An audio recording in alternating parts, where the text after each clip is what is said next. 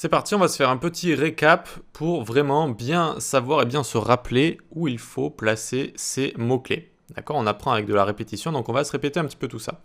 Les liens, ok? Les liens, très importants, très appréciés par les moteurs de recherche. Ça permet de naviguer d'un site à l'autre, donc ça permet de tout simplement faire grossir ce volume de recherche, ce volume de pages qui sont suivies et qui sont regardées. D'accord? Et c'est un comportement de base du web, c'est pour ça aussi qu'il faut que vos liens fonctionnent et que vos encres de liens, encore une fois je sais que c'est un nom un petit peu bizarre mais ça veut dire le texte qu'il y a à l'intérieur, eh bien veulent dire quelque chose. Quand on n'écrit pas page 1, page 2, lien 1, lien 2, même en savoir plus, etc. Il faut essayer d'être un petit peu plus précis.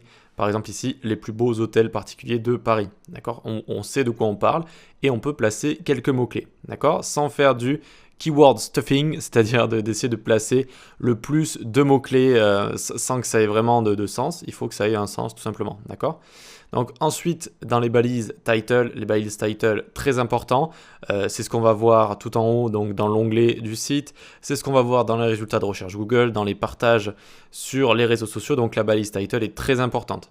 Encore une fois, on écrit une phrase qui veut dire quelque chose et on y met les mots-clés qui sont là naturellement dedans et on n'essaye pas de trop en faire. Ok, ensuite la balise meta description, très très importante. Voilà, on va décrire notre site, on va décrire la page surtout de cette meta description. Donc qu'est-ce qu'il y a dans cette page, qu'est-ce qu'on va y retrouver. Et là c'est parti, on peut se faire plaisir et faire des jolies phrases en rapport avec notre thème. Donc là aussi on peut les placer. Ensuite, donc ça c'est plus en rapport avec l'accessibilité. On aura toute une partie sur l'accessibilité parce que c'est vraiment lié aujourd'hui de manière très forte au SEO. Et donc, ça va être les listes. On a des listes ordonnées, des listes non ordonnées juste ici. Et donc, Google aime bien et les moteurs de recherche aiment bien les listes parce qu'en général, ça vient répondre à un problème. On a une liste, par exemple, pour faire une recette de cuisine, pour faire quelque chose étape après étape, pour faire une liste des top 10 des pays à visiter ou quoi que ce soit. Eh bien, on utilise des listes en général, donc c'est assez apprécié. C'est pas le plus important, mais c'est pas mal d'avoir des listes comme ça sur ces sites.